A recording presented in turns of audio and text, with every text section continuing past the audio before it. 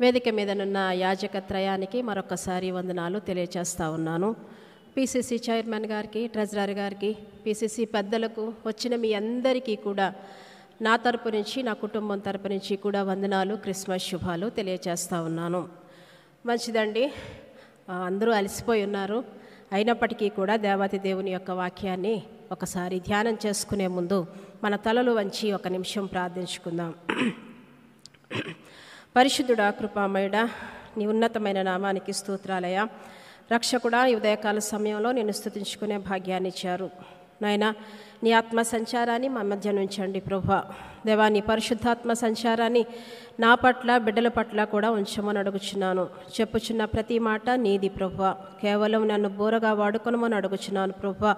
నాయనా, సమస్తమైన బలహీనతల యందు మమ్మల్ని లేవనెత్తి తండ్రి, నీ ఆత్మచేత మమ్మల్ని సిద్ధపరుస్తున్న విధానాన్ని బట్టి నీకు స్తోత్రాలు నాయనా. నువ్వు ఇచ్చిన సమయాన్ని నీ కార్యక్రమాల కొరకు మేము వినియోగించుకోవటానికి నీ ఆత్మ నడిపింపును దయచేయమని చెప్పుచున్న నాకు, వినుచున్న బిడ్డలకు కూడా తండ్రి నీ నడిపింపును దయచేయమని యేసు ఘనమైన నామమున అతి మిక్కిలి వినయంతో బ్రతిమలాడి వేడుకొనుచున్నాను పరమ తండ్రి, ఆమేన్. మంచిదండి, ఒక మాటను జ్ఞాపకం చేసి ముందుకు సాగుతాను. అపోస్తుడైన పౌలు ఏమంటాడు అంటే, సువార్త ప్రకటింపకపోయిన ఎడల నాకు శ్రమ కదా. అపోస్తుడైన పౌలు అంటున్న మాట ఇది. సువార్త ప్రకటింపకపోయిన ఎడల నాకు శ్రమ. చిన్నగా చెప్పుకుంటాం శ్రమ అనే మాటను. అది చాలా లోతైన భావాన్ని, లోతైన శ్రమను గుర్తు చేస్తున్న విధానం అది. అటువంటి శ్రమ నుంచి నన్ను తప్పించిన మరొకసారి ప్యారిష్ పాస్టర్ గారికి, పాస్టర్ గారికి కూడా వందనాలు తెలియచేసుకుంటూ ఒక ఇల్లుస్ట్రేషన్తో నేను మీ ముందుకు రావాలని ఆశపడుతున్నా. నేను నా కోసం చెప్పుకుంటున్నాను, అదే ప్లేస్లో మీరు కూడా మీకోసం చెప్పుకోండి. నేను ఆన్సర్ చెప్పుకుంటాను, మీరు కూడా ఆన్సర్ చెప్పుకోండి, ఓకేనా. ఎప్పటికప్పుడు మనం పరీక్షించుకోవలసింది మనల్ని మనమే. ఇంకొకరు మనల్ని ఇలా చెప్పనవసరం లేకుండా చేయాలి అంటే మనం ఇలా అనుకోవాలి. అందుకనే ఒక ప్రశ్ననే మీ ముందు ఉంచుతున్నాను, ఆన్సరు మీ ఇష్టం. నేను మా ఇంటిలో ఉండగా కాలిపోతున్నా. ప్రమాదవశాత్తు నిప్పు అంటుకుంది మా ఇంటికి. నా ఇంట్లో నా తల్లిదండ్రులు, నా భార్య, లేదనుకుంటే నా భర్త, నా పిల్లలు, నా మనవలు, ఇంకా అందరూ బయటుండి నా కోసం ఏడుస్తూ ఉన్నారు. ఎందుకంటే మంటలు చాలా భయంకరంగా ఉన్నాయి. నేను లోపల ఉండిపోయాను. అందరూ అరుస్తున్నారు, అందరూ ఏడుస్తున్నారు. మంటల్లోకి వెళ్ళటానికి ఎవరు సాహసిస్తారు? ఎవరు సాహసించలేరు. నాకేమవుతుందోనన్న ఒత్తిడి ఒకటి, ఆ మంటలు ఇంకొక చోటికి అంటుకుంటాయేమో అని ఇంకొక ఒత్తిడి. రకరకాల ఒత్తిడితో ఆ ప్రదేశం అంతా కూడా ఆందోళనకరంగా మారింది. ఈ లోపల ఎవరో ఒక వ్యక్తి వచ్చాడు. మంటలని సైతం లెక్క చేయకుండా లోపలికంటే దూకి నన్ను కంప్లీట్గా కవర్ చేసి బయటకు తీసుకొచ్చే ప్రయత్నంలో ఆయన శరీరం అంతా కాలిపోయింది. ఇంకా చెప్పాలి అంటే ఆ భయంకరమైన మంటలకు ఉడికిపోయింది ఆయన శరీరం. ఏది ఏమైనప్పటికీ కూడా ఎట్టయితేనో నేను బ్రతికి బయటపడ్డాను, ఆయన చనిపోయారు. నేను ఎందుకు చెప్పానో మీకు అర్థమవుతుందనే అనుకుంటున్నా. ఇప్పుడు నేను ప్రశ్న వేసుకుంటున్నా, నేనేం చేయాలి? అదే ప్లేస్లో మీరుంటే మీరేం చేస్తే బాగుంటుంది? ఎందుకంటే మన ఆన్సర్లు మనకి చాలా కరెక్ట్గా ఉంటాయి. మనం చెప్పుకునే ఆన్సర్ కదా, అది చాలా కరెక్ట్గా ఉంటుంది. కొన్ని సంఘాల్లో నేను ఇదే కథ చెప్పి ప్రశ్న వేస్తే కొంతమంది ఏమన్నారు అంటే, నేనే అడిగాను, నేను రక్షింపబడినందుకు మిమ్మల్ని అందరినీ పిలిచి మంచి విందు భోజనం పెట్టి నన్ను పలానా వ్యక్తి రక్షించాడు, నేను రక్షించబడ్డాను, నేను బ్రతికాను, నేను ఆశీర్వదింపబడ్డాను, నేను మరణమనే ఒక భయంకరమైన స్థితి నుంచి బయటకు వచ్చి నిలుచున్నాను, నా భర్తతోటి, నా పిల్లలతోటి, నా తల్లిదండ్రులతోటి జీవితం అనే ఆశీర్వాదాన్ని ఒక వ్యక్తి ఇచ్చాడు అని మీకు మిమ్మల్ని పిలిచి మంచి విందు భోజనం పెట్టి ప్రతి సంవత్సరం అది చేసుకుంటే సరిపోతుందా? లేదు అనుకుంటే, అయ్యో నా కోసం ఒక వ్యక్తి చనిపోయాడే, నా కోసం ఒక వ్యక్తి భయంకరంగా మరణించాడే అని ఏడుస్తూ కూర్చోవాలా? ఏది చేస్తే బాగుంటుంది? ఈ రెండూ కాకుండా ఇంకోటి ఏమైనా చేస్తే బాగుంటుందా? మీ నుంచి తెలుసుకోవాలని ఆశపడుతున్నా. ఏం చేస్తే బాగుంటుంది? పెద్దలు ఉన్నారు, విద్యావంతులు ఉన్నారు కదా. మనం ఎన్నో కొన్ని సంస్థలకి ఆలోచననిచ్చే అడ్వైజర్స్గా కూడా ఉన్నారు. ఇందులో కొంతమంది మంచి డాక్టర్స్ ఉన్నారు, టీచర్స్ ఉన్నారు. మీరు ఆలోచిస్తారని చెప్తున్నా. ఏం చేస్తే బాగుంటుంది? సంవత్సరానికి ఒకసారి లేదనుకుంటే ప్రతిరోజు నన్ను రక్షించిన వ్యక్తి కోసం చెప్పుకుంటూ ఉంటే సరిపోతుందా? లేదంటే ప్రతిరోజు ఆ వ్యక్తి కోసం నేను ఏడుస్తూ ఉంటే సరిపోతుందా? ఏమనుకుంటున్నారు? ఎవరు మాట్లాడట్లేదు. ఆయన కొరకు ప్రార్థన చేయాలి. థ్యాంక్స్ అయ్య గారు. ఇంకా ఓకే, సమయాన్ని వృధా చేయను. ఇప్పుడు నేనే చెప్తున్నాను, నా సమాధానం నేనే చెప్పుకుంటున్నాను, మీ సమాధానం కూడా మీరు చెప్పుకోండి. నన్ను రక్షించిన వ్యక్తికి వృద్ధులైన తల్లిదండ్రులు ఉన్నారంటే ఆ బాధ్యతను నేను తీసుకోవాలి. చిన్న బిడ్డలు ఉన్నారు అంటే ఆ బాధ్యతను నేను తీసుకోవాలి. భార్య పిల్లలు ఆర్థికపరమైన కింద స్థితిలో ఉన్నారు అంటే వారిని పైకి తీసుకొచ్చే బాధ్యతను నేను తీసుకోవాలి. నా కొరకు ఒక వ్యక్తి మరణిస్తే ఆ మరణించిన వ్యక్తి యొక్క బాధ్యతను తీసుకోవటమే తిరిగి నేను జన్మించినట్టే కదా, తిరిగి నాకు జీవితాన్ని ఇచ్చినట్టే కదా, నేను రక్షింపబడినట్టే కదా. నా రక్షణ పొందిన జీవితానికి ఒక పరమార్థం ఉంటుంది. రాత్రి చెప్పాను, క్రిస్మస్ అంటే పరిశుద్ధిని ఎదుర్కొనుట. ఎలా ఎదుర్కొనుట అంటే పరిశుద్ధాత్మ ద్వారానే ఎదుర్కొనుట. మనం పరిశుద్ధులుగా జీవించి ఎదుర్కొనటం ఇంకొకటైతే, పరిశుద్ధునికి ఇంకొక పరిశుద్ధునికి జన్మనిచ్చి ఎదుర్కొనుట అనే విషయాన్ని చెప్పాను. ఈరోజు చెప్తున్నాను, బాధ్యతను నిర్వర్తించటమే క్రిస్మస్. దేవుడు నీకు నాకు కూడా ఒక బాధ్యతనిచ్చాడు. అది ఏ బాధ్యతో తెలుసుకుందాం. మనకిచ్చిన 3 పాఠ్యాంశాలను గమనిద్దాం. యెషయా గ్రంథం, మీకా గ్రంథం 1వ అధ్యాయం 5వ అధ్యాయం 1 నుండి 3 వచనాల్లో నేను ఒక వచనాన్ని తీసుకుంటున్నాను. బెత్లెహేము ఎఫ్రతా, అదే కదా బెత్లెహేం ఎఫ్రతా. ఆ తరువాత యూదావారి కుటుంబంలోనట చాలా అల్పమైన గ్రామమట. అక్కడ ఉపయోగించిన ప్రతి ఒక్క మాటను జ్ఞాపకం చేసుకోండి. ఇశ్రాయేలును ఏలబోవువాడు, పరిపాలింపబోవువాడు అంటే వచ్చేవాడు నీలో నుండి వచ్చును. ఒక ఫ్యూచర్ టెన్స్ కనిపిస్తూ ఉంది. ఇమ్మీడియట్గా కిందేం కనిపిస్తూ ఉంది? అతడు పురాతన కాలము మొదలుకొని శాశ్వత కాలము వరకు. గమనించారు కదా? వచ్చేవాడు పురాతన కాలంలోనూ ఉన్నాడట, శాశ్వత కాలం అంతా కూడా ఉన్నాడట. అదేవిధంగా పత్రిక పాఠ్యాంశంలో చూద్దాం. హెబ్రీలకు రాసిన పత్రిక 1వ అధ్యాయం 1 నుండి 6 వచనాలలో ఒక్కొక్క వచనమే తీసుకుందాం. పూర్వకాలమందు నానా సమయములలోనూ నానా విధములుగాను ప్రవక్తలతో మాట్లాడిన దేవుడు ఆ తరువాత దినముల అంతము యందు కుమారుని ద్వారా మనతో మాట్లాడాను. ఇప్పుడు మాట్లాడుతున్నాడట. ఆయన ఎప్పటి నుంచి ఉన్నాడు? ఆది నుంచి మాట్లాడుతున్నాడట. అది నానా విధాలుగా మాట్లాడుతున్నాడట. నానా విధమైన ప్రవక్తల ద్వారా మాట్లాడుతున్నాడట. సువార్త పాఠ్యాంశం దగ్గరకు ఒక్కసారి వద్దాం. అది ఏమిటి అంటే, ఆది యందు వాక్యం ఉండెను, వాక్యము దేవుని యొద్ద ఉండెను, దేవుడే వాక్యమే దేవుడై ఉండెను, ఆది యందు వాక్యం ఉండెను.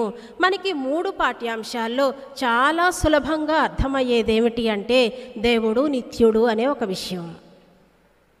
ఆయన పుట్టిన నుంచి, భూమి పుట్టక ముందు నుంచి ఉన్నాడు, ఇప్పుడు ఉన్నాడు, పరిపాలింపబోవాడు కూడా ఆయనే. ఈ విషయం మనకి బాగా అర్థమవుతుంది ఈ 3 పాఠ్యాంశాల్లో. బాగానే ఉంది, సరే బాగానే ఉంది. ఈ అర్థాన్ని ఇచ్చేదే రాత్రి మనం చదువుకున్న ఒక విషయాన్ని జ్ఞాపకం చేసుకుందాం. ఎలా అనగా, మనకు శిశువు పుట్టెను, మనకు కుమారుడు అనుగ్రహింపబడెను, ఆశ్చర్యకరుడు, ఆలోచనకర్త, బలవంతుడైన దేవుడు, తరువాత నిత్యుడగు తండ్రి. ఫస్ట్ మాట ఏమిటి? ఎలా అనగా మనకు శిశువు పుట్టెను. పుట్టిన తర్వాత మళ్ళీ నిత్యుడేమిటి? నిత్యుడు అనే మాటకు అర్థం ఏమిటి? చెప్పండి చూద్దాం ఒక్కసారి. మీకు రాదని కాదు సుమా, మిమ్మల్ని ఎందుకు అడుగుతున్నాను అంటే మీ నుంచి నేను తెలుసుకుందామని. నిత్యుడు అనే మాటకి ఒక్కొక్కసారి మంచి మంచి ఐడియాస్ వస్తూ ఉంటాయి ఆడియన్స్ ద్వారా. చక్కటి ఉదాహరణ కూడా చెప్తాను. మేము ర్యాలీ అనే ఊర్లో పనిచేసాం. సండే స్కూల్ పిల్లలకి కథ చెప్తున్నాం అనమాట. కథ చెప్తూ నయమాన్ గారి భార్య కోసం ఒక పిక్చర్ వేసి చూపిస్తున్నాం. ఆవిడని చాలా అందంగా తయారు చేసి ఒక కిరీటాన్ని పెట్టి తర్వాత ఏమో ఆర్నమెంట్స్ వేసి, అరే ఈవిడ్ని చూస్తే మీకేమనిపిస్తుంది అని చెప్పాం. చెప్తే కొంతమంది పిల్లలు ఆవిడ క్వీన్ అండి అన్నారు. పైన కిరీటం పెట్టాం కాబట్టి క్వీన్ అన్నారు. ఇంకొక వాళ్ళేమో చాలా రిచ్ అండి ఆవిడ అన్నారు. ఓకే. ఇంకొకళ్ళు ఏమన్నారంటే మోడల్ అండి అన్నారు. ఇంకొక వాడు బహుశా అప్పటికి థర్డ్ క్లాస్ ఏమో, వాడి పేరు కూడా గుర్తుపెట్టుకున్నాను, చందు. వాడు ఏమన్నాడో తెలుసా? బహుశా ఇష్టం లేని పెళ్లి చేస్తుంటారండి అన్నాడు. అప్పుడు అందరూ నవ్వుకున్నాం. కానీ నిజమే అయ్యి ఉండొచ్చు కదా. ఒక 6-7 సంవత్సరాల తర్వాత అది గుర్తొచ్చింది నాకు. గుర్తొచ్చిన తర్వాత అరే థర్డ్ క్లాస్ పిల్లోడికి, ఒక చిన్న పిల్లోడు చెప్పిన మాటను నేను దాన్ని మళ్ళీ ఇంకొక మెసేజ్ కింద తయారు చేశాను. అందుకే అడుగుతున్నాను. అలా అడుగుతున్నందుకు మీరేమీ అనుకోవద్దు. నిత్యుడు మాట్లాడుకుంటేనే బాగుంటుంది. ఏదో చెప్పుకొని వెళ్ళిపోతే ఏం బాగుంటుంది? మాట్లాడుకుంటేనే బాగుంటుంది. నిత్యుడు శాశ్వతము ఉన్నవాడు. ఇంకా మంచి మంచి తెలుగు చావు పుట్టుకలు లేనివాడు. నిత్యుడు అంటే చావు పుట్టుకలు లేనివాడు. రెఫరెన్స్లు ఎక్కువ చూపించాలండి. హెబ్రీలకు రాసిన పత్రికలో ఉంటుంది. ఆయన తండ్రి లేనివాడును తల్లి లేనివాడును. చావు పుట్టుకలు లేనివాడు. చావు పుట్టుకలు లేనివాడు ఎలా అనగా మనకు శిశువు పుట్టెను ఏమిటి? ఏలబోవాడు పురాతన కాలము నుండి శాశ్వత కాలము వరకు పరిపాలిస్తాను, ప్రత్యక్షమవుతాను అంటేవేంటి? నానా సమయములలోనూ నానా విధములుగాను ప్రవక్తలతోనూ అనేక విధాలుగా మాట్లాడిన దేవుడు కుమారుని యందు మనతో మాట్లాడాడట. ఇన్ని పరిస్థితులు ఎందుకు వస్తున్నాయి? మనం ఇక్కడ ఏదో ఒక విషయాని కోసం పర్టికులర్గా మాట్లాడుకోవాల్సిన విషయం ఉంది. అసలు ఈ పుట్టుక అంటే ఏమిటో చూద్దాం. ఈ పుట్టుక అనేది తెలిస్తే నిత్యత్వం అంటే ఏంటో మనకి ఈజీగా తెలుస్తుంది. పుట్టుక అనగానే మన పరిభాషలో ఉనికిలో లేనిది ఉనికిలోనికి వచ్చుట. పుట్టుక మీన్స్ ఉనికిలో లేనిది, ఇంతకు ముందు లేనిది ఇప్పుడు వస్తున్నది. ఉదాహరణకి మనందరమే ఇంతకుముందు మనం లేం కదా. 1960లోనో 70లోనో 80లోనో 90లోనో ఎక్కడో ఒక చోట మనం పుట్టాం. ఇంతకు ముందు లేం, ఇప్పుడు వస్తున్నాం. అది మొట్టమొదటి పుట్టుక. రెండవ పుట్టుక చూద్దామే. ఉనికిలో ఉన్నది స్వరూపాన్ని స్వభావాన్ని మార్చుకొని పుట్టటం. చక్కటి ఉదాహరణ చెప్పండి. సీతాకోక చిలుక అంతే కదా. మనల్ని కూడా అందరూ అడుగుతారు, రెండవ జన్మ పొందావా అని. నికోదేమో వచ్చి అడుగుతాడు కదా, ఇంత పెద్దోడినై మళ్ళీ తల్లి గర్భంలోకి ఎలాగు రాని బయటకు రాను అంటాడు. ఆత్మీయ అర్థం తెలియక. మళ్ళీ చెప్తున్నాను, పుట్టుక అంటే ఉనికిలో లేనిది ఉనికిలోనికి రావటం. ఇంకొక పుట్టుక ఏమిటి అంటే గనుక ఉనికిలో ఉన్నదే తన స్వరూపాన్ని తన స్వభావాన్ని మార్చుకోవటం. అర్థమైంది కదండి. ఇంతవరకు అర్థమైందనే అనుకుంటున్నా. నిత్యుడు మన తండ్రి నిత్యుడు. చావు పుట్టుకలు లేనివాడు పుట్టాడు, మన కోసం చనిపోయాడు కదా. ఎన్నెన్నెన్నో జరుగుతూ ఉన్నాయి మనల్ని రక్షించటానికి, మనల్ని ఆయనతో పాటు జీవింపచేయటానికి, నిత్యము ఆయనతో ఉండటానికి. ఆయన ఎన్నిసార్లు తన స్వభావాన్ని తన స్వరూపాన్ని మార్చుకున్నాడో కొన్ని విషయాలు చూద్దాం. నేను కొన్ని చెప్తాను. మీరు ఇంటికి వెళ్ళిన తర్వాత బోల్డంతా హోంవర్క్ చేసుకోవచ్చు. మనకిచ్చిన వాటిలో నుంచే ఒక 5, 6, 7 చెప్పగలను నేను. కానీ మీరింటికి వెళ్ళిన తర్వాత తగిన హోంవర్క్ చేసుకుంటే, అబ్బో నా కోసం ఇన్నిసార్లు ఇన్ని విధాలుగా పుడుతూ వచ్చాడా దేవాతి దేవుడు అని. బాగుంది. స్టార్టింగ్ నుంచి ఒకసారి చూద్దాం.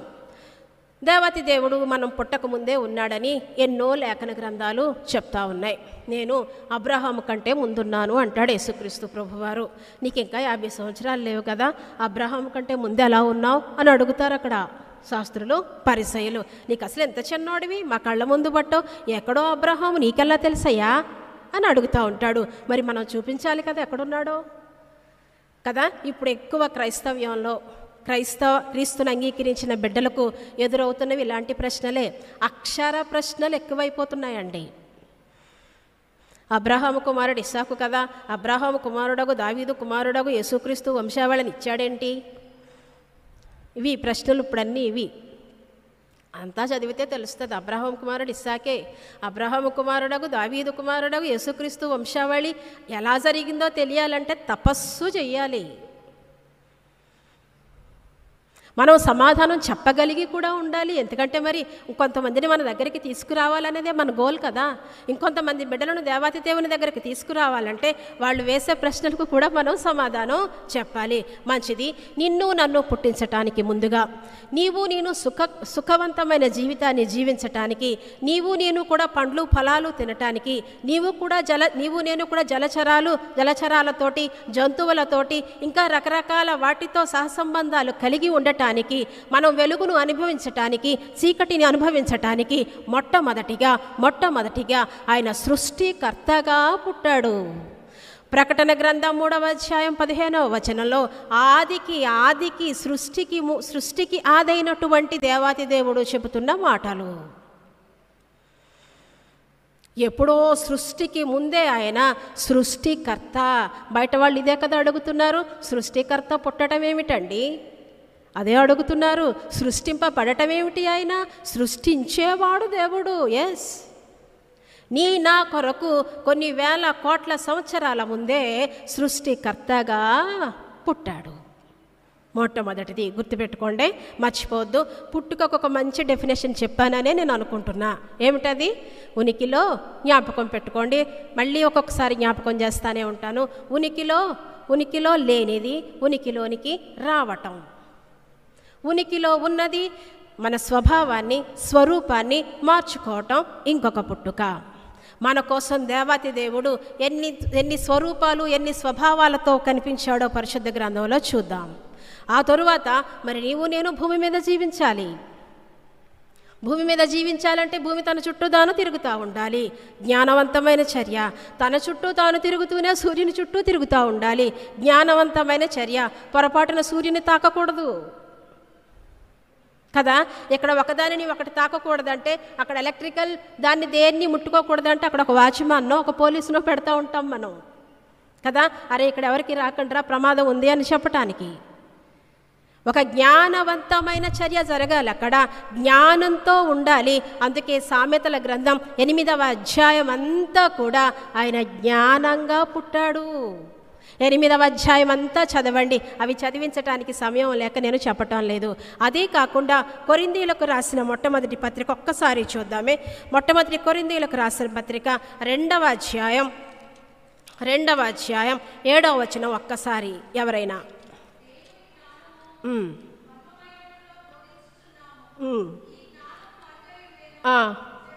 జాగ్రత్త. జగదుత్పత్తికి ముందుగానే దీనిని దేవుడు తన మహిమ నిమిత్తము నియమించెను. అదే సామెతల గ్రంథం 8వ అధ్యాయంలో నేను పుట్టాను అని ఉంటుంది. మనల్ని ఒక మనుష్యులుగా చూడటానికి, మనుషులు సక్రమంగా జీవించటానికి మొట్టమొదటిగా సృష్టికర్తగా ఆయన పుడితే, జ్ఞానవంతంగా మనందరం జీవించటానికి, అదే జ్ఞానంతో ఆయనను కనుగొనటానికి జ్ఞానిగా పుట్టాడైనా. మళ్ళీ చెప్తున్నానే, మనం పుస్తకాలు చదివితే మనకు జ్ఞానం వస్తుంది కాదని చెప్పటం లేదు. ఏ జ్ఞానం వస్తుంది? యహలోక సంబంధమైన జ్ఞానం. మన జ్ఞానం ఎలా ఉంటుందో చెప్పనా ఒకసారి? నవ్వుకోకండి. దొంగతనం ఎవరు చేస్తారు? మనమే చేస్తాం కదా, మనుషులను చేస్తాం. దొంగతనం చేసిన వాళ్ళని ఎవరు పట్టుకుంటారు? ఓ జంతువుని పట్టుకుని పరిగెడతారు కదా. మంచి బ్రీడ్ ఉన్న డాగ్తో తీసుకెళ్తారు కదా. మనం చేసిన దొంగతనాన్ని మనమే కనిపెట్టలేము. అది మన జ్ఞానం. అంతరిక్షానికి ముందే వెళ్ళిందో తెలుసా? కుక్క వెళ్ళింది. అక్కడ ఉండి కనిపెట్టింది ఏంటో తెలుసా? అంతరిక్షానికి వెళ్ళి కనిపెట్టింది ఏంటో తెలుసా? స్ట్రాంగ్ రాళ్ళు ఉన్నాయట. దానికోసం బోళ్ళు వేల కోట్లు ఖర్చు పెట్టి అంతరిక్షానికి వెళ్ళారు. ఉపయోగం ఉందో లేదో నాకు తెలీదు. మన జ్ఞానం ఏ విధంగా ఉంటే భౌతికపరమైన జ్ఞానం కదా. ఉదాహరణకే చెప్తున్నాను, మన గుండె ఇంత ఉంటుంది. అది మనకు తెలిసినా అంతే ఉంటుంది, తెలియకపోయినా అంతే ఉంటుంది కదా. మన కిడ్నీల షేపు చిక్కుడుగాయ ఆకారంలో ఉంటాయి అంట. మనకు తెలిసినా పర్లేదు, తెలియకపోయినా పర్లేదు, అవసరమే లేదు. కానీ కాస్తంత అక్షర జ్ఞానం తెలుసు కానీ బట్ ఈ జ్ఞానాన్ని అందుకోవటానికి దివారాత్రములు తపస్సు చేయాలి. అందుకే ఆయన జ్ఞానవంతుడుగా పుట్టాడు. ఆయన బోధించినప్పుడు ఆశ్చర్యపోయారు కదా. 12 సంవత్సరాల వయసులోనే యాజకుల మధ్యన కూర్చున్నాడు ఆయన యేసుక్రీస్తు ప్రభువారు కదా. జ్ఞానంగా పుట్టాడు. మొట్టమొదటిగా దేనిగా పుట్టాడని చెప్పాను? సృష్టికర్తగా పుట్టాడు. తరువాత జ్ఞానవంతుడుగా పుడుతూనే ఉన్నాడు. ఆ తరువాత మనం చదువుకున్న పాఠ్యాంశం దగ్గరికి ఒక్కసారి వద్దాం. ఇంకొక 20 మినిట్స్ జాగ్రత్తగా విందాం. ఇంకొకసారి యోహాను సువార్త 1వ అధ్యాయం దగ్గరికి వద్దాం. యోహాను సువార్త ఆదియందు వాక్యము ఉండెను. ఆదియందు వాక్యము ఉండెను. వాక్యము దేవుని యొద్ద ఉండెను. వాక్యమే దేవుడై ఉండెను. ఆదియందు ఆయన వాక్యంగా ఉన్నాడట. ఎవరికన్నా గుర్తొచ్చిందా ఆయన వాక్యంగా ఉన్నాడనేది? ఎవరికన్నా గుర్తొచ్చిందా? అబ్రాహాము వద్దకు యెహోవా వాక్యము వచ్చి కదా, గుర్తుందా? ఆదికాండము 15వ అధ్యాయం మొట్టమొదటి వచనం. అదేంటి, వాక్కు వినిపించాలి కానీ రావటం ఏమిటి? పాత నిబంధన లేఖన అంశాలలో కూడా మనకి క్రీస్తు కనిపించాలి కదా. ఆదియందు పురాతన కాలము మొదలుకొని శాశ్వత కాలము వరకు, 3 పాఠ్యాంశాలలోనూ ఇదే ఇచ్చారు. పూర్వకాలమందు ఇవన్నీ చెప్పినప్పుడు మనం ఖచ్చితంగా ఒక ప్రూఫ్ చూపించాలి. యెహోవా వాక్యము అబ్రాహాము వద్దకు వచ్చి, వాక్కు వినిపించాలి కదండి. ఎవరన్నా మాట్లాడుతుంటే వినిపించాలి. ఆయన వాక్యం ఎలాంటిదో తెలుసా? మనకి ఈ మాట చెప్తే ఈ చెవిలోంచి విని ఈ చెవిలోంచి వదిలేస్తూ ఉంటాం. లేదండి, ఆయన వాక్కు ఏ విధంగా ఉండాలి అంటే, వాక్కు చెవి ద్వారా వెళ్ళాలి, హృదయంలోని కంటే వెళ్ళాలి. హృదయంలోనికి వెళ్ళిన తరువాత ఆ వాక్కు శరీరాన్నంతా హృదయంలా చేయబడగలగాలి. అంత విలువైన వాక్కు అది. లేకపోతే ఎంత చక్కటి వాక్కు కాకపోతే నువ్వులే అంటాడు. యెహోవా వాక్యం అబ్రాహాము వద్దకు వచ్చి నువ్వులే అంటాడు. లేచి నీ సమస్తమును తీసుకొని నేను చూపింపబోవు దేశము. విశ్వాసులకు తండ్రి ఎందుకయ్యాడంటే ఆయన నేను చూపింపబోవు దేశము. ఆ దేశం ఏంటో తెలియదు. ఉదాహరణకి మీ సంఘంలో ఒక ఆయనే ఒక చిన్న లగేజ్ తీసుకుని బయటకు వెళ్తుంటే, ఎక్కడికి వెళ్తున్నారు అన్నయ్య, లేకపోతే ఎక్కడికి వెళ్తున్నారు బాబాయ్ అని అడుగుతారు. పలానా చోటకి వెళ్తున్నానమ్మా అంటారు. అదే ఫ్యామిలీతో వెళ్ళారనుకో, ఈ ఫ్యామిలీతో వెళ్ళిపోతున్నారు, ఎన్ని రోజులుండి వస్తారు అని అడుగుతారు. అదే మొత్తం ఇల్లంతా వెకేట్ చేసేసి మొత్తం సామాను అంతా తీసేసి నువ్వు ఎక్కడికి వెళ్తున్నావు బాబాయ్ అంటే పలానా చోటికి ట్రాన్స్ఫర్ అయ్యిందనో లేకపోతే ఇల్లు మారిపోతున్నామనో సమాధానం చెప్పాలి. అబ్రహాము సమాధానం ఏంటో తెలుసా? సమస్తాన్ని, అబ్రహాము బహుసంపన్న పరుడు, మీకు తెలుసు కదా. ఆయన ఎంట పుట్టి అలవరచబడిన వాళ్ళే అక్కడ 200 మంది పైన ఉన్నారు. కొద్ది మంది ఏమో ఉంటుంది అంటే ఇంకెంత పశు సంపద ఉంటుంది, ఎంత ధనికుడు ఆయన. వాళ్ళందరినీ తీసుకుని వెళ్తుంటే మనం ఎవరూ అడగకుండా ఉంటామా? ఎక్కడికి వెళ్తున్నారండి అబ్రహాం గారు అని అడుగుతాం. అప్పుడు ఆయన ఏం చెప్తాడు? దేవుడైనా యెహోవా వాక్యం నా దగ్గరకు వచ్చింది, అక్కడ ఏదో ఆయన దేశం చూపిస్తాడంట. ఇంకా చిత్రం చూడండి, ఒక చిత్రమైన విషయం, నా 4వ తరం వారు ఆశీర్వదింపబడతారంట. ఈయనకి పిల్లలు లేరు, 4వ తరం వారు ఆశీర్వదింపబడతారని వాగ్దానం చేశాడు. మన అందరి దృష్టికి ఆయన ఎలా ఉంటాడు? హేళనగానే ఉంటాడు, అంతే కదా. అందుకేనండి విశ్వాస వీరుల జాబితాలో ఒక్కొక్కరి కోసం వీలైతే ధ్యానం చేద్దాం. విశ్వాసం అంట నిరీక్షింపబడు వాటి యొక్క నిజస్వరూపము. అక్కడ అది ఉండదు, అమ్మో పరలోకం ఉంది అని అనుకోవాలన్నమాట. అనుకుని నవ్వాలి. యేసయ్యతో మాట్లాడుతున్నట్టే మనం ఊహించుకోవాలి. అప్పుడు మనల్ని చూసి లోకులందరూ ఏమనుకుంటారు? ఏదో అయ్యింది ఈయనకి అనుకుంటారు. అందులో ఉన్న వాళ్ళ జాబితా అంతా అదే కదా. వాక్యము ద్వారా ఉన్నాడు. నోవహును చూద్దాం. అసలు వర్షం అంటే ఏంటో తెలీదు, తుఫాను వస్తుంది అన్నాడు. వర్షం వచ్చింది ఏదన్నా తెలిస్తే తుఫాను కోసం సిద్ధపెడతాడు. ఓడ తయారు చేయమన్నాడు, అంటే ఏంటో తెలీదు. మనకు తెలుసున్న దాన్ని ఏదన్నా తయారు చేయడానికి సిద్ధపడతాం కానీ అది లిటరల్గా మన దగ్గర ఏమన్నా ఉంటే పోనీ దానికి ఏదన్నా ఒక ఫిజికల్ రూపాన్ని తయారు చేస్తాం. ఏమీ లేదు, వర్షం వస్తుంది, ఈ మెజర్మెంట్స్ ఇచ్చాను, వర్షం అంటే తెలియదు, వాడంటే ఏంటో తెలియదు. తెలియని దానికోసం ఎన్నో సంవత్సరాలు సువార్త సేవ చేశాడు ఆయన. వాళ్ళు వాక్కును విన్నవాళ్ళు. వాక్యము ఎంత గొప్పదంటే మొత్తం హృదయంలోనికి వెళ్ళినదంతా అది శరీర రూపంలో కార్యరూపం దాల్చేంత వరకు నిలువనీయలేదు, కదలనీయలేదు. అదే దేవుని వాక్యం. అందరినీ ఆ కాలంలో కదిలించటానికి వాక్కుగా పుట్టాడాయన. ఆది యందు వాక్యం ఉండెను, ఆది యందు వాక్యం ఉండెను. ఎస్ ఉంది. వాక్యము అబ్రాహాము వద్దకు వచ్చింది, అదే వాక్యం నోవహు దగ్గరకు వచ్చింది. ఖచ్చితంగా ఉంది. అదే వాక్కు మోషే గారి దగ్గరకు వచ్చింది. మనము తరచి తరచి తరచి పరిష్కారంగా చూస్తే అన్నీ కనిపిస్తాయి. రుజువులు చాలానే ఉన్నాయి. అదే పాఠ్యాంశంలో కిందకు వద్దాం. ఆ వాక్యం అంట, మళ్ళీ చెప్తున్నాను చూడండి, సృష్టికర్తగా ఆయన పుట్టాడు, జ్ఞానముగా ఆయన పుట్టాడు, తర్వాత వాక్కుగా ఆయన పుట్టాడు. ఆ తర్వాత చూద్దాం, మనందరి రక్షణార్థమై, మనందరి పాప రక్షణార్థమై, పాపం నుంచి బయటకు తీయటానికి, అంధకార జీవితంలో ఉన్న మనందరి కోసం, నిర్జీవ క్రియలు చేయుచున్న మనందరి కోసం, సమస్తమైన పాపంలో పడిపోయిన మనందరి కోసం ఆ వాక్యము శరీరధారి అయి మన మధ్య కృపా సత్య సంపూర్ణునిగా నివసించెను. ఇంతకు మించిన రుజువేముంది ఆయన నిత్యుడు అని చెప్పటానికి?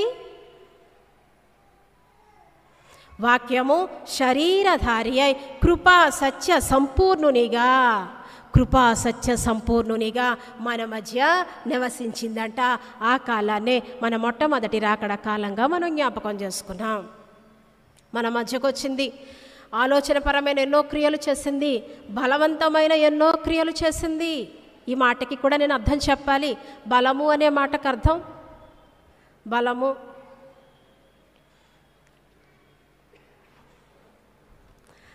ఓకే, ఏం అడగలండి. బలం అంటే ఒకసారి యవన బిడ్డల దగ్గరికి సువార్త సేవ చేయటానికి వెళ్ళాను. వాళ్ళని ఇదే ప్రశ్న వేస్తే యవనస్తుల బలము అలంకారం అంట. యవనస్తుల బలము వారికి అలంకారం అంట. బలానికి అలంకారానికి ఏమన్నా సంబంధం ఉందా? అసలు రిలేషన్ ఏంటో చెప్పమన్నాను వాళ్ళనే. బలం అంట తినటం ద్వారా వస్తుందట. ఆ బాబు చెప్పిందే ఒక బాబుగాడు. అలంకారం అప్లై చేసుకుంటే వచ్చిందట. కరెక్ట్గానే చెప్పాడు కదా. మరి బలము అలంకారం ఎలాగయ్యింది? నిగ్రహించుకునే శక్తి యవనస్తునికి కావాలి. అదే బలం. నోటికి ఏదొస్తే అది మాట్లాడే వయసు, అది చేతికి ఏ పని వస్తే ఆ పని చేసే వయసు, మాట వినని వయసు, నేను చేసిందే కరెక్ట్ అనుకునే వయసు. దానిని నిగ్రహించుకోవటమే బలము. బలవంతుడైన ఎంత నిగ్రహించుకున్నాడో ఈ లోకానికి వచ్చి కదా. ఆయన కోసం వివరించుకుంటూ చెప్తే అస్సలు కాలమే 80 సంవత్సరాలు కదా, 100 సంవత్సరాలు కాదు కదా, మన జీవిత కాలం సరిపోదు. ఎప్పటికీ కిందకు వెళ్తూనే ఉంటాం జ్ఞానం తెలిసిన కొద్దీ. ఎక్కడ సరిపోతుంది? సర్వ సృష్టికర్త కోసం జ్ఞానం సంపాదించాలంటే మన వల్ల అవుతుందా? మన వల్ల అస్సలు అవ్వదు. ఆయన ఆ విధంగా వాక్యము శరీరధారి అయి మన మధ్య నివసించి ఆలోచనకర్తగా వచ్చాడు, బలవంతుడుగా వచ్చాడు, నిత్యుడుగా మన మధ్యనున్నాడు. నిత్యత్వం కలిగిన తండ్రి మన తండ్రి. అన్ని కాలాలలోనూ అందరినీ రక్షించగలగటానికి ఆయన నిత్యము కూడా జీవించే ఉన్నాడు. నిత్యుడు మన తండ్రి. ఆ వాక్యము శరీరధారి అయి మన మధ్య వచ్చిందట. ఇది 4వది కదండి నేను చెప్పింది. మొట్టమొదటిగా సృష్టికర్తగా పుట్టాడు, రెండవది జ్ఞానముగా పుట్టాడు, మూడవది వాక్యంగా మన దగ్గరకు వచ్చాడు, ఆ తరువాత వాక్యము శరీరధారి అయి మన మధ్యకు వచ్చాడు. ఆ తరువాత యోహాను సువార్త 18వ అధ్యాయం 36వ వచనంలో ఒక మాట ఉంటుంది, నేను సత్యమును గూర్చి సాక్ష్యం ఇచ్చుటకు పుట్టి తిని వచ్చి తిని. సత్యం ఏమిటయా అంటే అదే 17:17లో నీ వాక్యమే సత్యం. చాలామంది సత్యాన్ని గమనించలేకపోతున్నారండి. ఇదే యోహాను సువార్తలో మనకిచ్చిన పాఠ్యాంశంలోనే చాలా ఉన్నాయి. ఆయనంట వెలుగుగా వచ్చాడు, జీవంగా వచ్చాడట. కానీ వెలుగట, ఆ వెలుగునట చీకటి గ్రహింపలేకపోతుందట. గ్రహించుకోలేకపోతున్నాం. గ్రహించుకోలేక వేరు ప్రశ్నలు మన దగ్గరికి వస్తూ ఉన్నాయి. ప్రియ దేవుని సంఘమా, మంచి పునాది మీద కట్టబడిన సంఘం, పరిపూర్ణులైన వర్తమానికులు మీకున్నారు. చెప్పిన ప్రతి మాట వినటమే కాకుండా, అది హృదయంలోనికి వెళ్ళటమే కాకుండా, ఏమని చెప్పాను, అది కార్యరూపం దాల్చాలి. ఎన్ని బాధ్యతలు నెత్తిన వేసుకున్నాడండి. నేను మొట్టమొదట చెప్పిన ఉపమానాన్ని కూడా గుర్తుపెట్టుకున్నారు కదా. బాధ్యతను నిర్వర్తించటమే. ఎన్ని రూపాలలో ఆయన బాధ్యతను ఆయన నిర్వర్తించాడు. ఏ ఒక్క బాధ్యతను విస్మరించలేదు. సత్యాన్ని గూర్చి సాక్ష్యం ఇవ్వటానికి వస్తే ఎన్నెన్ని ఎదుర్కొన్నాడు యేసుక్రీస్తు ప్రభువారు కదండి. ఎన్నెన్ని ఎదుర్కొన్నాడో. అన్నిటినీ వాక్య జ్ఞానము ద్వారానే, అన్నిటినీ వాక్య ద్వారానే ఎదుర్కొన్నాడు ఆయన. వాక్యం ద్వారానే, జ్ఞానము ద్వారానే, వినయము ద్వారానే, ఎక్కడికక్కడ తగ్గించుకుంటూ, ఎక్కడికక్కడ వినయ మనస్కుడై ఉంటూ అన్నిటికీ సమాధానం చెప్పాడు. కొన్నిటికి మౌనంగా ఉండిపోయాడు. కొన్నిసార్లు మౌనమే చాలా పదునైన సమాధానం. కొన్నిసార్లు మౌనం చాలా షార్ప్ ఆన్సర్. అది కొన్నిసార్లు అలాగా కూడా ఉండిపోయాడు. తర్వాత ఇంకేమొచ్చాడో చూద్దాం. ఆయనట యోహాను సువార్త 1వ అధ్యాయం, మళ్ళీ వద్దాం, మనకిచ్చిన పాఠ్యాంశం దగ్గరికే వద్దాం. యోహాను సువార్త 1వ అధ్యాయం 13వ వచనం అనుకుంటున్నా. 1:3 అమ్మ 3వ వచనం ఒక్కసారి కలగలేదు. ఆయనలో ఆగండమ్మా. ఆయనలో జీవముండెను, వాక్యము శరీరధారి అయి వచ్చిందట. ఆ శరీరంలో జీవం ఉందట. ఆ జీవము ఎందుకు అంటే మరణశయ్య మీద మనందరినీ మరణశయ్యలో ఉన్నాం. అంధకార క్రియలు చేస్తూ చచ్చిపోతూ ఉన్నాం. నిర్జీవమైన క్రియలు చేస్తూ చచ్చిపోతూ ఉన్నాం. అలాంటి మనందరి కోసం కూడా ఆయన జీవమై ఉన్నాడు. ఏ విధమైన జీవమై ఉన్నాడు? ఆయన మన కొరకు మరణించి జీవాన్నిచ్చాడు. ఇది ఎప్పుడూ మర్చిపోకూడని విషయం. ఏ విధంగా మరణించాడనేది ఇంక నేను మీకు చెప్పనవసరం లేదు. మరణం అనేది, యేసుక్రీస్తు ప్రభువారు మరణించారనేది ఎంత ఈజీగా నార్మల్ లాంగ్వేజ్ అయిపోతుందండి. మన కోసం హతసాక్షులైన వాళ్ళు వచ్చారు అంటానికి నార్మల్ లాంగ్వేజ్ అయిపోతుంది. ఓకే, సింపుల్గా అంటున్నారు. స్టెఫెన్ ఎలా చనిపోయాడు అంటే రాళ్లతో కొట్టబడి చంపబడ్డాడు కదండి. అలాగే అంటాం కదా మనం. జాగ్రత్తగా ఆలోచిద్దాం ఒకసారి. ఒక రాయి ఇచ్చుకుని ఎవరన్నా మనల్ని కొడితే, రెండోసారి కొడితే, మూడోసారి కొడితే కదా స్పృహ కోల్పోయే పరిస్థితి వస్తుంది. బాగా వినండి, ఎలా చనిపోయాడంటే చచ్చిపోయేంత వరకు రాళ్లతో కొట్టబడి చంపబడ్డాడు. చచ్చిపోయేంత వరకు. ఎంత భయానకమైన స్థితితో ఊహించుకోండి. ఆ ప్లేస్లోకి మనం వెళ్తే మనకు అర్థమవుతుంది. ఆ ప్లేస్లోకి మనం వెళ్తేనే అర్థమవుతుంది. అందుకే అపోస్తలుడైన పౌలు అంటాడు, శ్రమానుభవములో పాలివాడనైతిని. శ్రమ అనే అనుభవంలో పాలిభాగస్తులైతే అప్పుడు మనం చక్కనైన రీతిలో ఉంటాం. ఆ అనుభవం ఎంత గొప్పదా, ఆ తరువాత ఎంత ఆనందం ఉంటుందా. ఇన్ని బాధలు పడి అపోస్తలుడైన పౌలు చెప్తున్న మాటలు ఏమిటంటే, నేనంట ఒకటి తక్కువ 40 దెబ్బలు ముమ్మారు తిన్నాడట. బెత్తములతో కొట్టబడ్డాడట. ముమ్మారు ఓడ పగిలిపోతే సముద్రంలో దిగంబరిగా ఉన్నాడట. ఎన్నోసార్లు రాళ్లతో కొట్టబడ్డాడట. ఇవన్నీ చెప్తూ చెప్తూ చెప్తూ ఎన్నో సంఘాలు స్థాపిస్తూ వాటిని నిలకడగా ఉంచేటందుకు ఉత్తరాలు రాస్తూ ఆయన అంటున్న మహా అద్భుతమైన మాట ఏమిటి అంటే, మంచి పోరాటము పోరాడి తిని. ఓకే, పోరాడాడు. ఆ తరువాత మాట నా పరుగు తుదముట్టించి తిని. మన అందరం చెప్తాం, ఈ మాటలేయో చెప్తాం. కానీ ఆ తర్వాత మాట ఉంది చూసారు, విశ్వాసము కాపాడుకొంటిని. ఇది ఎంతో గొప్ప విషయం అండి. ఇక్కడ నిలవబడి చెప్తున్నా, నేను ఎన్నోసార్లు నాకు ఏదన్నా అపాయం వస్తే, యేసయ్య నాకే ఎందుకు ఇలా చేసావు? అందుకే రాత్రి చెప్పాను, మన నిరీక్షణలో శీలత ఖచ్చితంగా ఉండాలి. విసుగు ఉండకూడదు, సణుగుడు ఉండకూడదు. ఆయన జీవమై వచ్చాడట మనల్ని మరణాన్ని నుంచి తప్పించటానికి. ఆ తరువాత మాట, ఆయన లోకమునకు వెలుగై ఉన్నాడు. ఆయన లోకమునకు వెలుగై ఉన్నాడు. ఎందుకు వెలుగై ఉన్నాడు? మన అంధకార క్రియలతో మన హృదయం ఎప్పుడో మసిబారిపోయింది. మన భయంకరమైన క్రియలతోటి, మన భయంకరమైన ఆలోచనలతోటి, అమ్మో మన హృదయం ఏంటి, మన శరీరం ఏంటి, సమస్తమైన స్థితి కూడా ఎక్కడికి దగ్గరగా ఉందంటే దుష్టునికి దగ్గరగానే ఉంది. ఆయన వెలుగును చూపిస్తున్నాడు. అయా ఈ పక్కకు రండని, నీ వాక్యము నా పాదములకు దీపము, సరిగా నడవరా బాబు అని పాదాలకి నీ వాక్కును చూపిస్తున్నాడు. తిన్ననైన మార్గాన్ని ఎన్నుకుంటావని. లోకము దాన్ని గ్రహింపకుండెను. మన మధ్యకే యేసుక్రీస్తు ప్రభువారు వస్తే కూడా మనం లెక్క చేయని పరిస్థితిలో ఉన్నాం. ఆయన లోకమునకు వెలుగై ఉన్నాడు. చీకటిలో సంచరిస్తున్న మనందరి కోసం కూడా ఆయన వెలుగై ఉన్నాడు. తరువాత నిన్ను నన్ను లేపటానికి ఆయన మరణించి మళ్ళీ తిరిగి లేచాడు. ఆయన స్వరూపాన్ని, స్వభావాన్ని కూడా మార్చుకున్నాడు. ఇన్నిన్ని విధాలుగా నిత్యుడుగా మనకి కనిపిస్తానే ఉన్నాడు. ఆయన వెళ్తూ ఒక మాట అన్నాడు, ఇక్కడ ఒక ఆదరణకర్తను వదిలిపెట్టి వెళ్తున్నా. ఆయన తోడుగా ఉండబట్టే ఆయన తరువాత ఆయన శిష్యులు మహా అద్భుతమైన పరిచర్య చేశారండి.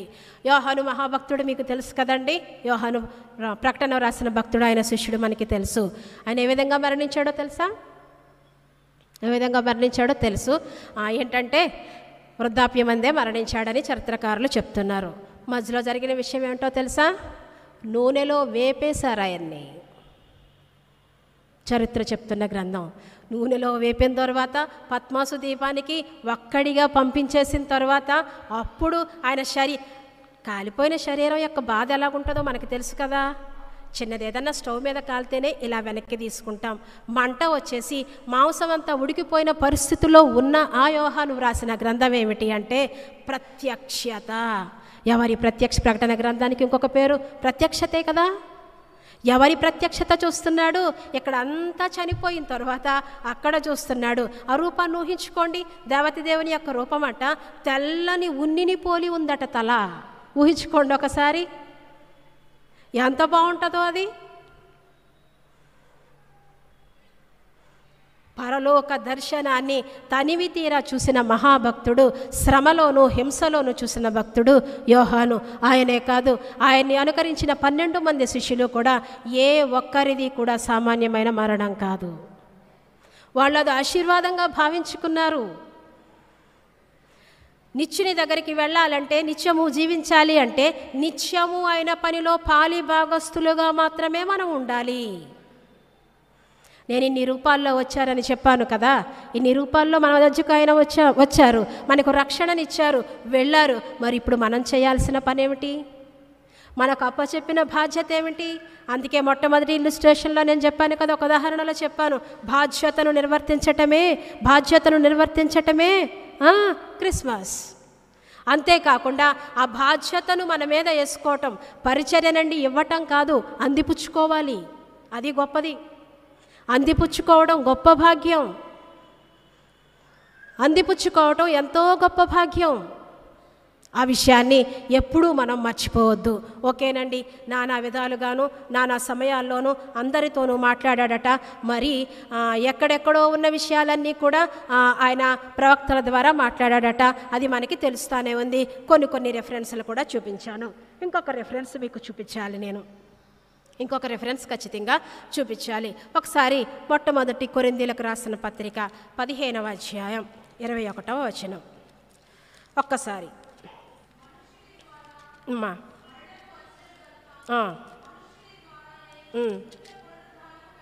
అవును,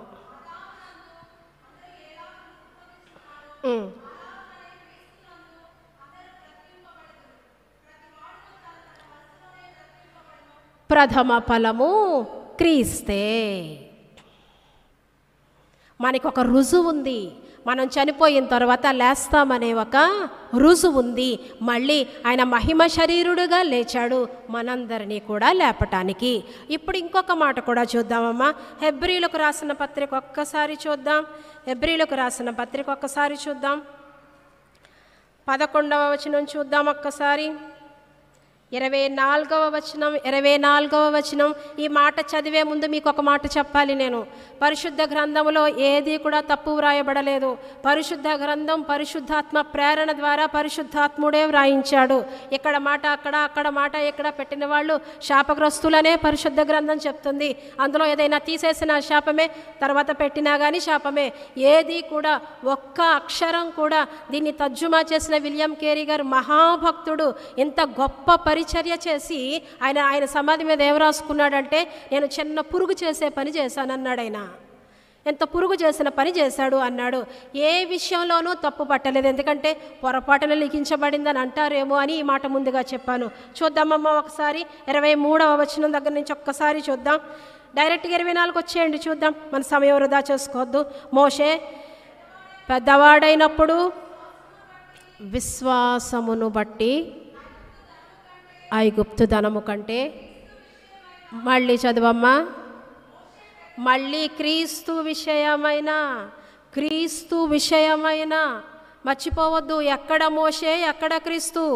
అసలు ఈ మోషేకి క్రీస్తుకి సంబంధం ఏమిటి? క్రీస్తు విషయమైన నింద గొప్ప భాగ్యమని ఎంచుకున్నాడట.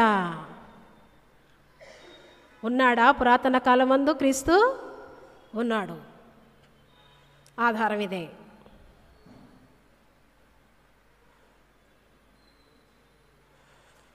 అదే నిర్గమాకాండంలో తీసుకెళ్తే, నిర్గమాకాండం కూడా ఒక్కసారి చూడండి, మీకు ఈజీగా అర్థమవుతుంది. నిర్గమాకాండం 23వ అధ్యాయం 19, 20, 21 వచనాలు.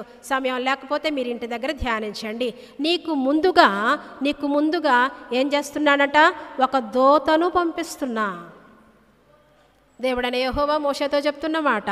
ఒక దూతను ఉంది కదా అక్కడ, ఒక దూతను పంపిస్తున్నాడట. అంటూ ఆయన అంటాడట, ఆయనకి కోపం రేపకండే. ఎవరా దూత? ఇంటికి వెళ్ళిన తర్వాత ఆలోచించండి. పెద్దలను అడగండి, కాపరులను అడగండి, క్లారిఫై చేసుకోండి. దేవునికి సంబంధించిన జ్ఞానాన్ని పెంపొందించుకోండి. ఆ జ్ఞానాన్ని ఇంకొక ఆత్మను రక్షించడానికి ఉపయోగించండి. మర్చిపోవద్దు, క్రీస్తు విషయమైన నింద గొప్ప భాగ్యమని ఎంచుకున్నాడు. పొరపాటున వ్రాయబడలేదండి ఇక్కడ ఈ మాట. వీళ్ళందరికీ సమాధానం చెప్పటానికే ఇక్కడ వ్రాయబడింది. ఇంకొక మాటను కూడా నేను మీకు చూపించాలి. ఇది నేను మీకు హోంవర్క్ ఇస్తున్నాను అనుకోండి, లేకపోతే ఇంకోటి ఏదైనా అనుకోండి. చూద్దాం అదొక్కసారి. ఆదికాండము 15వ అధ్యాయం. ఇందాక మనం చూసిన విషయమే. ఆదికాండము 15వ అధ్యాయం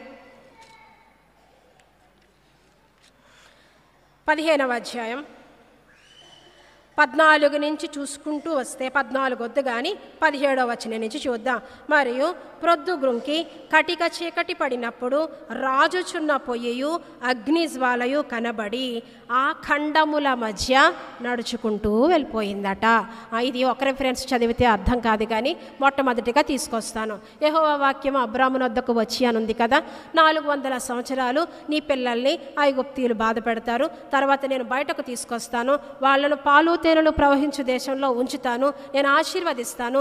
నువ్వు శుభ్రంగా ఎంత అంటే వృద్ధుడైనప్పుడు నీ పితరుల యొద్దకు వెళ్ళి నువ్వు పాతిపెట్టబడతావు. నువ్వేమీ కంగారు పడకు. నువ్వేంటంటే నీ ద్వారా ఆశీర్వదింపబడతారు అనే ఒక ఆశీర్వాదాన్ని ఇచ్చి అక్కడ కొన్ని పక్షుల పేర్లు ఆ పైన చూద్దామా ఒకసారి. 8వ వచనం 9వ వచనం. 3 ఏళ్ల పెయ్యను, 3 ఏండ్ల మేకను, 3 ఏండ్ల పొట్టేళ్లను, ఒక తెల్ల గువ్వను, ఒక పావురపు పిల్లను నా యొద్దకు తెమ్మని అతనితో చెప్పాను. అతడు అవన్నీ తీసుకొని వాటిని నడుమకు ఖండించి దేని ఖండమునకు దాని ఖండమునకు ఎదురుగా ఉంచెను. వాటినన్నిటినీ ఖండించి దేని తలను దానికి ఎదురుగా పెట్టాడట. పెట్టిన తర్వాత అబ్రహాముకి నిద్ర వచ్చిన తర్వాత ఆ మధ్యలో నుంచి నడుచుకుంటూ వెళ్ళిపోయిన అవి ఏమిటి అంటే అగ్నిజ్వాలయు. అదే నాకు అనిపిస్తుంది, అగ్నిజ్వాలయు రాజుచున్న పొయ్యయు. ఇది మీకు అర్థం అవ్వాలి అంటే, దీనికోసం మీరు తెలుసుకోవాలి అంటే ఇర్మియా గ్రంథం దగ్గరకు ఒక్కసారి వెళ్దామే. ఇది చెప్పుకున్న తర్వాత ఒక 5 నిమిషాల్లో ముగించుకుందాం. ఇర్మియా గ్రంథం 34వ వచనం. ఇర్మియా గ్రంథం 34వ వచనం, 34వ అధ్యాయం 18వ వచనం నుంచి నేనే చదువుతాను, మీరు కూడా నన్ను అనుకరించండి. మరియు నా సన్నిధిని తాము చేసిన నిబంధన మాటలు నెరవేర్చక దానిని అతిక్రమించు వారిని తాము 2 భాగములుగా కోసి వాటి మధ్య నడచిన దూడతో సమానులుగా చేయుచున్నాను. మళ్ళీ చదువుతున్నాను, ఒక్కసారి జాగ్రత్తగా చూడండి. మరియు నా సన్నిధిని తాము చేసిన నిబంధన మాటలు నెరవేర్చక దానిని అతిక్రమించు వారిని తాము 2 భాగములుగా కోసి వాటి మధ్య నడిచిన దూడతో సమానులుగా చేయుచున్నాను. అనగా యోధాధిపతులు, యెరూషలేము అధిపతులు, రాజపరివారంలోని వారిని, యాజకులను, దేశములోనందరినీ, ఆ దూడ యొక్క 2 భాగముల మధ్య నడిచిన వారందరినీ ఆ దూడతో అంటే 2గా వధింపబడిన ఆ దూడతో సమానునిగా చేస్తున్నాడట. ఓకే, అర్థమైంది కదా? మళ్ళీ చెప్తున్నాను, జాగ్రత్తగా వినండి. ఒక మాట ఇచ్చి దానిని నెరవేర్చకపోతేనట ఆ 2గా చేసిన ఆ భాగాలు ఉన్నాయి కదా, ఆ మధ్యలో నడిచిలిన వ్యక్తి ఆ నిబంధన చేశారంట. అలా నిబంధనను నెరవేర్చకపోతే ఆ దూడకి నేను కూడా ఒకటే, అంటే నేను చచ్చిన వానితో సమానము. నిత్యుడు చావు కోసం మాట్లాడుతున్నాడేమిటి? ఎవరికుందా లక్షణం? శరీరధారి, అంతే కదా? ఎప్పుడు నిత్యుడండి దేవుడు. పురాతన కాలము మొదలుకొని శాశ్వత కాలము వరకు జీవించిన దేవుడు. ఒక్కొక్కరికి ఒక్కొక్క బాధ్యతను అప్పగించాడు. నోవకు ఒక బాధ్యత అప్పచెప్తే, ఏలియాకి ఇంకో బాధ్యతను అప్పచెప్తే, ఎలీషాకి ఇంకో బాధ్యతను అప్పచెప్తే, మరియా యోసేపులకి ఇంకొక బాధ్యతను అప్పచెప్తే, ఆయన శిష్యులకు ఇంకొక బాధ్యతను అప్పచెప్తే, ఒక్కొక్కరిని ఒక్కొక్క విధంగా వాడుకుంటూనే ఉన్నాడు నిత్యత్వం కొరకు. నిత్యము ఏదో ఒక పరికరం వాడబడుతూనే ఉంది. ఎందుకంటారు? మనల్ని ఆయనతో పాటు నిత్యత్వంలోనికి తీసుకెళ్ళిపోవడం కోసం. ఎందుకంత ఆయన తపన? మనం లేకపోతే ఏంటట? ఎంత ప్రేమించాడంటే మనల్ని అంత ప్రేమించాడు. ఆ వచనం కూడా చూపిస్తాను మీకు. హెబ్రీయులకు రాసిన పత్రిక ఒక్కసారి తీద్దాం, 11వ అధ్యాయం ఒక్కసారి తీద్దాం. హెబ్రీయులకు రాసిన పత్రిక 11వ అధ్యాయం ఒకసారి తీద్దాం. 11వ అధ్యాయం తీసిన తర్వాత విశ్వాస వీరుల జాబితా అంతా చెప్పిన తర్వాత అండి ఆ లాస్ట్ మాట ఉంటుందే, ప్రతి ఒక్కరూ చదవండి. ఎందుకు దేవాతి దేవుడు ఎంత ప్రేమించాడు మనల్ని, దేవుడు లోకమును ఎంతో ప్రేమించానని సింపుల్గా చెప్పేస్తాం మనం. ఎంత సింపుల్గా చెప్తామంటే ఇక్కడ నిలబడి చిన్నపిల్లల చేత చెప్పించేసి పంపించేస్తూ ఉంటాం. ఆ ప్రేమ లోపలి భాగం ఎంత ఎంత అద్భుతంగా ఉందంటే, ఎక్కడెక్కడో ఉన్న విశ్వాస వీరుల జాబితాని అంతటినీ తీసుకొచ్చి 40వ వచనం 39 దగ్గర నుంచి చూద్దాం. నేనే చదువుతాను, మీరెవరో ఒకరు అలా ఫాలో అవుతూ ఉండండి. వీరందరూ తమ విశ్వాసము ద్వారా సాక్ష్యము పొందిన వారైనను. తర్వాత మాట అండి, తరువాత మాట ఎవరైనా చదువుతారా? ఇప్పుడు గట్టిగా చదవాలి. ఆగండమ్మా. మనము లేకుండా సంపూర్ణము. ఎంత అద్భుతం అది! మామూలు అద్భుతమా? ఎక్కడ అబ్రహాము, ఎక్కడ నేను? ఒకసారి ఆ పక్కన పేరు పట్టుకొని వచించటానికే సరిపోం మనం. నాకు రాజమండ్రి నుంచి విశాఖపట్నం ట్రాన్స్ఫర్ అయిందని ఏడ్చేశాను. ఈయన ఎక్కడి నుంచో ఎక్కడికో వెళ్ళమన్నాడు, ఆ పేరు తెలీదు, ఊరు తెలీదు, నేను పంపిస్తున్నాను నడమన్నాడు. వెంటనే నడిచేశాడు అబ్రహాము. ఎక్కడ అబ్రహాము, ఎక్కడ నేను? 200 కిలోమీటర్లకి ఏడ్చేశాను. ఎక్కడ నోవహు, ఎక్కడ నేను? ఎక్కడ యోబు, ఎక్కడ నేను? 10 మంది పిల్లలు చనిపోతే యెహోవా ఇచ్చాను, యెహోవా తీసుకెను అన్నాడు. నాకు ఒక బిడ్డ చనిపోయింది, నాకే ఎందుకు ఇలా చేశావని ఎన్నిసార్లు మాట్లాడడం మానేశాను. నేనెక్కడా? ఎక్కడ దావీదు భక్తుడు, ఎక్కడ నేను? పక్కన పేర్లు పెట్టుకోవటానికి సరిపోని మన కోసమట వాళ్ళందరూ చేసిన కార్యాలు ఎంత అద్భుతమో తెలుసా అండి. మోషే గారి కోసం ఒక మాట చెప్పాలి. ఆయన ఇల్లంతటిలో నమ్మకమైన వాడు కదా, ఆయన కోసం ఇచ్చిన సాక్ష్యం కదా. ఆ భూమి మీద ఉన్న వారందరిలో సాత్వికుడు, ఆయన కోసం ఇచ్చిన సాక్ష్యం. నేను ఒక సాక్ష్యం ఇస్తున్నాను ఆయన కోసం. మన ఇంట్లో ఎవరన్నా 80 సంవత్సరాలు పెద్ద ఆయన ఉన్నారనుకోండి, ఆ ఫ్యామిలీ డిస్టర్బెన్స్ ఎలాగుంటుందో చెప్పనా? మనం చెప్పేది వాళ్ళకి వినిపించదు, వాళ్ళు చెప్పేది మనకు అర్థం అవ్వదు, పళ్ళు ఊడిపోతాయి, చెవుడు వస్తుంది, వాళ్ళకి రావాలి కూడా. అలా రాలేదనుకోండి, మనం అనుకున్న మాటలన్నీ వాళ్ళు వింటే ఇంకేమైనా ఉందా? అది ఆశీర్వాదం. ఓకేనా? మనం అన్నదేమో వాళ్ళకి వినిపించదు, వాళ్ళు చెప్పేదేమో మనకు అర్థం అవ్వదు. అది ఎలా మనం భావిస్తామంటే సణుగుడి కింద భావిస్తాం. మోషే పరిచర్య స్టార్ట్ చేసేసరికి 80 సంవత్సరాల వయసు కలిగినవాడు. ఆయన భరించింది ఏమిటో తెలుసా? సణుగుడు.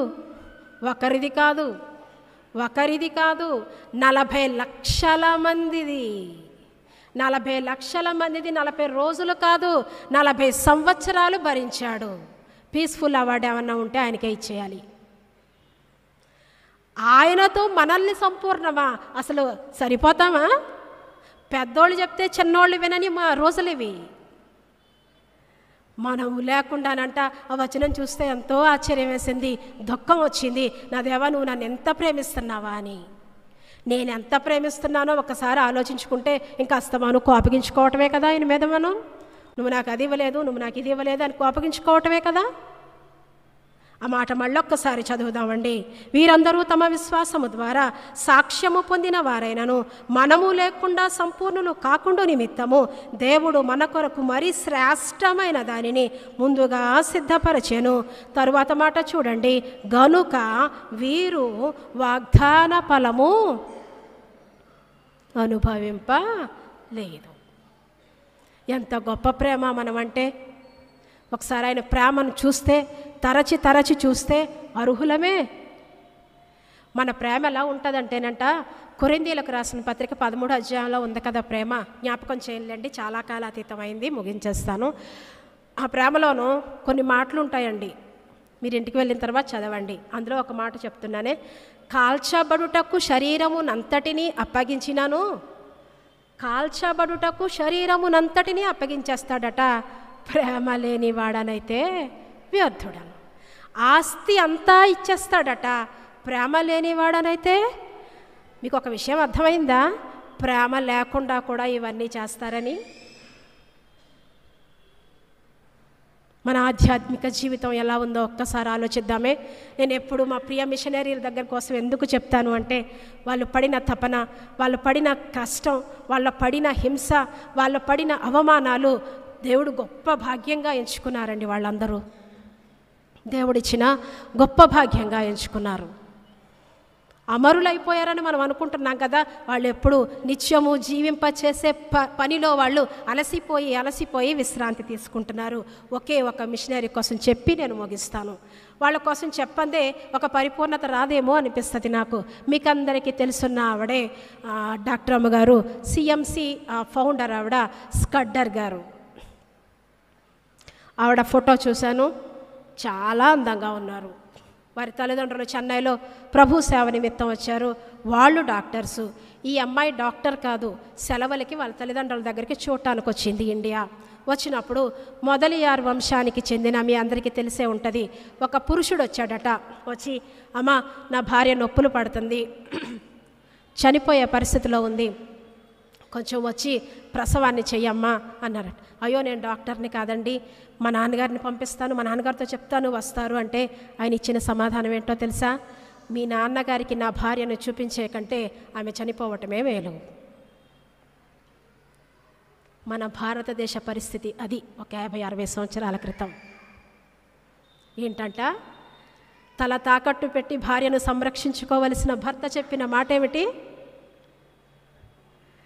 మీ తండ్రికి నా భార్యను చూపించే కన్నా ఆమె చనిపోవటమే మంచిది.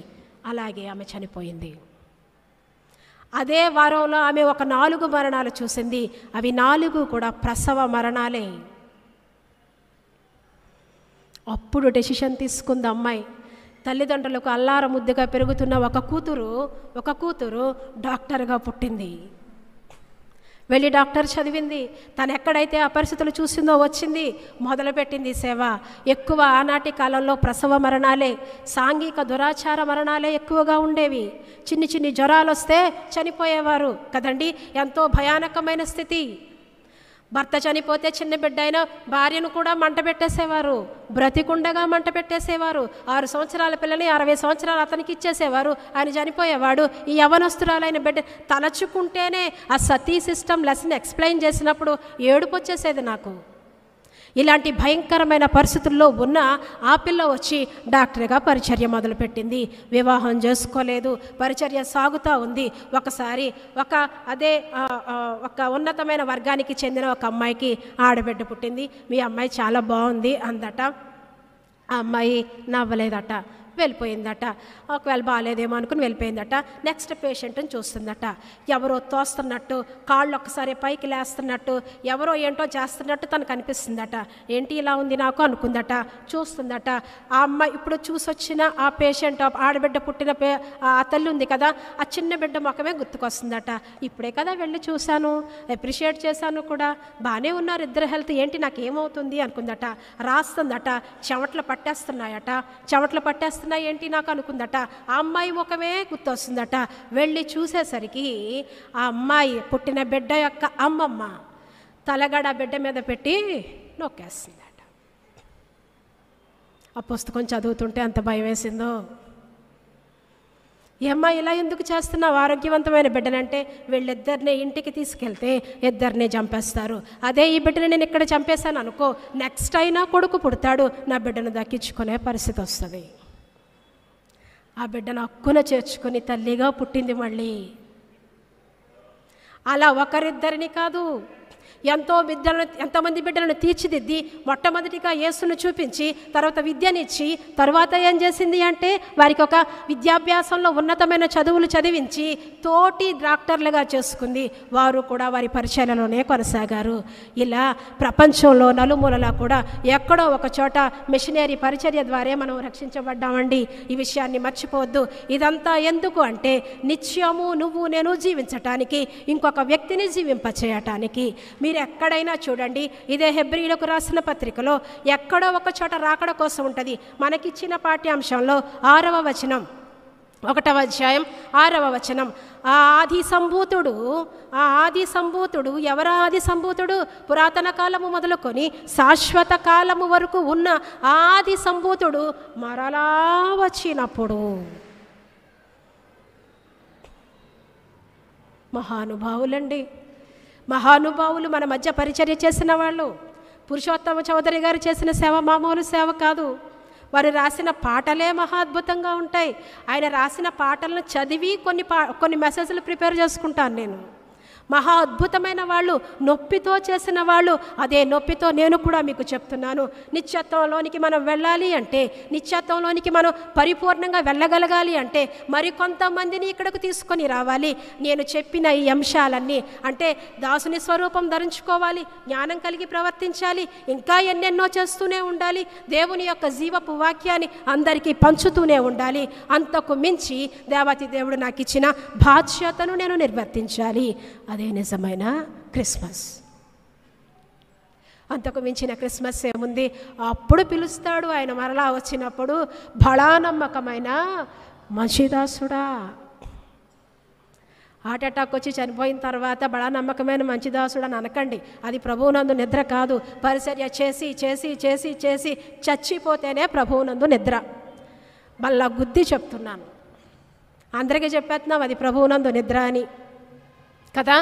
ఈ ఎండింగ్ సాంగ్స్ ఉంటాయి కదండి, ఈ చనిపోయేటప్పుడు పాడిన పాటలు మహాద్భుతంగా ఉంటాయి. తనివి తీరా పాడుకోండి. మనం చనిపోయిన తర్వాత పాడుకుంటా ఉండదు, వాళ్ళు ఎవరో పాడతారో మనకు వినిపించదు. తనివి తీరా ఎలా వచ్చాం ఈ లోకానికి అలాగే వెళ్ళాలట. పరిశుద్ధంగా వచ్చాం. ఇదే ప్రశ్న వేరే సంఘస్థులు వేసాం, ఏదో చెప్పారు వాళ్ళు, ఏమీ లేకుండా వచ్చామండి, ఏమీ లేకుండా వెళ్తే ఎలాగా? ఒక ఆత్మను పట్టుకొని వెళ్ళాలి. నువ్వు ఎలా వచ్చామో అలా వెళ్ళాలి. పరిశుద్ధంగా వచ్చాము, పరిశుద్ధంగా వెళ్ళాలి. నిత్యుని ఎదుర్కోవటానికి ఒక గంట దేవుని ఆలయంలో ఉంటేనే ఎంతో హాయిగా ఉంటుంది. నిత్యము ఆయనతో ఉంటే పాలు తేనెలు ప్రవహించే దేశమే కదా అది. దానికి వెళ్ళటానికి పరిశుద్ధాత్మ దేవుడు మనందరికీ సహాయం చేయనుగాక. ఆమేన్. చిన్న ప్రార్థన చేసుకుందాం.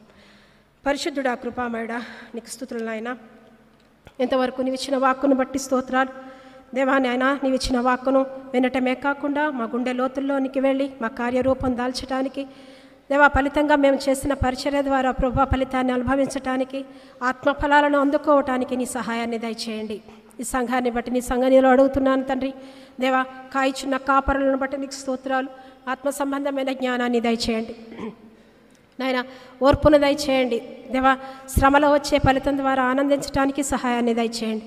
పెద్దలను కూడి వచ్చిన ప్రతి ఒక్కరిని కూడా మీరు దీవించి ఆశీర్వదించి పంపించమని దేవా యేసు పరిశుద్ధ నామమున అతి మిక్కిలి వినయంతో బ్రతిమలాడి వేడుకొనుచున్నాను పరమ తండ్రి. ఆమేన్.